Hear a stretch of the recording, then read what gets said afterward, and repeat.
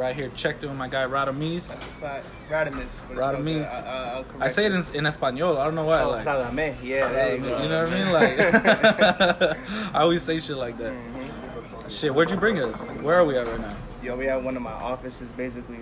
It's a hookah spot on the east side, Alphabet City type shit. You know what I'm saying? Drinking some tea. Yeah. Drinking some beer. Yeah. You know what I mean? Smoking Handling the business. You know what I mean? Facts. What's Alphabet City? Like, I never heard that before. Alphabet City's like super east side, you know what I'm saying, as far as like Manhattan goes.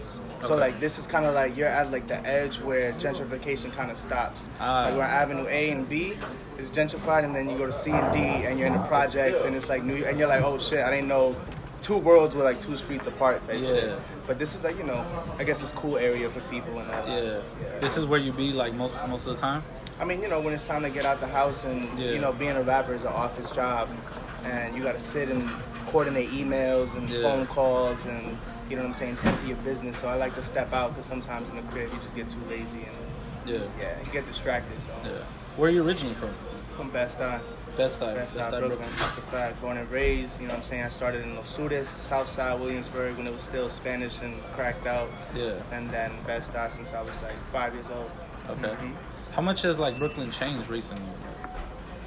Brooklyn's changed ridiculously. I mean, you have a lot of the displacement of like low income houses, you know what I'm saying? Low income homes, and just like you have a lot of rich people who are not from New York and don't, and more than that, it's not even the money, but like don't respect the communities that are already built and the territory and the culture that's already ingrained, come in and start constructing, changing the businesses and all that. So with that, you lose the essence of why it's like you come into New York for a specific vibe, but you coming here is ruining the vibe that you came here for. You know what I'm saying? Just your presence alone. So, but at the same time, I mean, it's still real at the same time. You know, it's still the melting pot of culture. I feel like people come in from all over the world to tap into what we're doing in the city and soak it up and take it to where they're going, you know. So it's still a bottomless pit of info. Yeah. Does like your neighborhood still inspire your musical style, or has it like, is it the type of shit like you can't really go home anymore? Like it's not the same as it used to be when you were a kid? I mean, it definitely still does, because I'm tapped into the legacy and I'm tapped into the history. Like historically, what Bed-Stuy is, I mean, that's Biggie, that's Jay-Z, that's Mos Def, that's so many artists. You know what I'm saying? So I feel like there's still a responsibility that I have, being from where I'm from, you know what I mean, to represent that and make sure I'm adding to that lineage in a respectful way. Especially since most people they've never been to where I was raised back then and may never visit my block, you know what I'm saying? So I gotta speak for them when I go around the world, you know? Yeah. Even if it's just digitally, it's the same shit. Yeah. And you feel the responsibility to like really rap though, right? Like not on no like, you know, turned up shit, like it's like real bars, like, because you said like, I mean, even if it's speaking turned about up, I still gotta the spit. lineage. I still gotta spit, because I mean, but that, I feel like it's New York, but it's also just being a writer. You know what I'm saying? Like I write stories, I write poetry. You know what I'm saying? I majored in that in college. You know what I'm saying? So it's not only on some hip hop shit, but just like I can't lower my, you know what I'm saying? Yeah, my standards for what I think is amazing in any capacity, even if the tempos or the mood is switched. You know, you still gotta at least be witty. You know what I mean? Yeah, for sure. That's fire. Yeah, or else or else New York doesn't support you. Yeah. New York is a tough crowd to win over, but when they do, that's definitely one of the main reasons they will. You know? Yeah. Talk about like your fan base in New York. Like, how have you been embraced? Like a street mayor, you know what I mean? I feel like, and I think everybody can kind of say that from wherever they're from. You know, when you're young, high school, middle school, whatever, you know, a bunch of kids trying to do music or just be in the arts in general, but specifically for hip hop. And in high school, you have the cool cliques and it's cool to rap. And then after high school, whether you went to college or you now 19, 20, 21, 22, little by little, people start having to pay rent. People start having kids. People get married. People's focus and determination, you know what I'm saying? So it's a long man's game. It's a long-term game. And I think with me, I never hid where I'm from. I never hid my work. I never hid my mistakes. So I feel like I represent the process.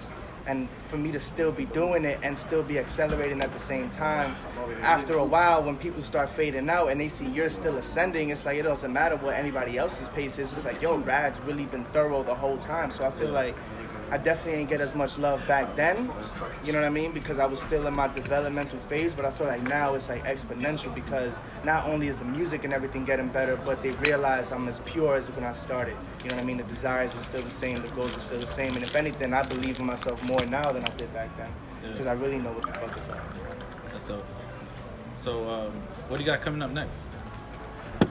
I mean, besides an album, which is like what everybody says, they have a project coming, I feel like more so than that, it's like developing my world. You know what I mean? I feel like there's a lot of being like, I am the entity. I am the world that people visit. You know what I'm saying? And music is a byproduct of that.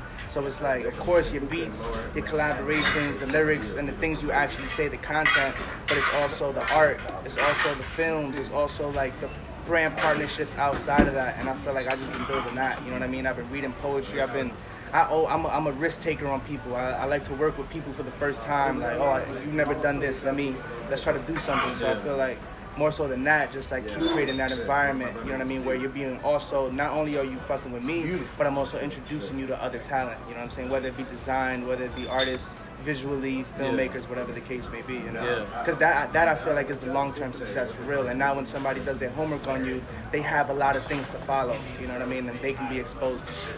Yeah. Hell yeah. Like Kanye is one of the biggest at that. Kanye works with you now. It's like you're interested in who that. I want to be kind of that because we need more people like that. You know, I don't need to just work with who's known.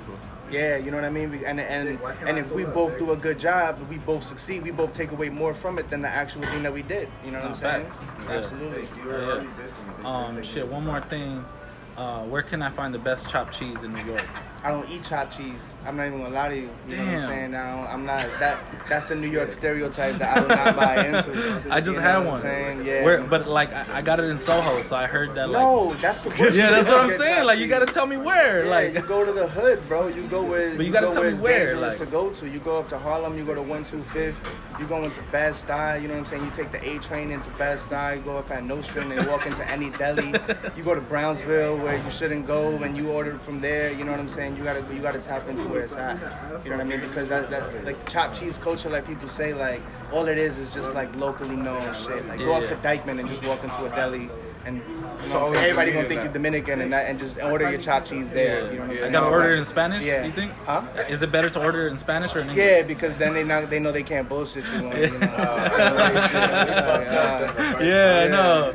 Because I don't know what language everybody speaks. Like, it's like different type of people. Yeah, like one of the guys is Arab. That's the thing, and everybody looks Dominican when you in Dykeman. You know what I mean? Because Dominicans look like everybody in the world. Facts, so it's like, definitely. If you can sleep, I mean, you might walk into your deli and your people there. Definitely don't even hit them with the English. Just hit them with the yo. I did, bro. And then it was gonna make crazy. sure He you're hooked gonna be me right. up. Yeah. And I'm not saying Soho's a bad place for it, but you know, it's so commercialized. That's not. Yeah. That's not. Yeah. The No, I tourist map, figured but it's Soho. It's not. That's what I figured. I figured like that's like to us like what West Hollywood is. Like, right. You know what I mean? Which I don't really be around there. Yeah, like, I was hyped to go to see the stars, and then I went there. I was like, oh, this shit is dirty. Like, you know what I'm saying? Like, y'all got a Chinatown the same way we got a Chinatown. Yeah. You know what I'm saying? All of that shit. But yeah, definitely tap into. I mean, this is good because y'all not from here. This is an easy space to walk around and maneuver. But after a while, you start learning this. We definitely trying to hit the hood.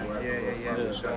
Hell yeah. Shit. As long as you're moving with love too, you know, that's the thing about being real. Like I feel like I've never been in danger ever in my life because I walk as a man and I walk, you know what I'm saying? I'm not trying to disrespect nobody. I'm not trying to be more gangster than nobody. So as long as that New York is the exact same way. If you just want to walk in and it's tough, like somebody gonna check you. But if you walk in and then you just there to show love, then New York will love you too. That's fire.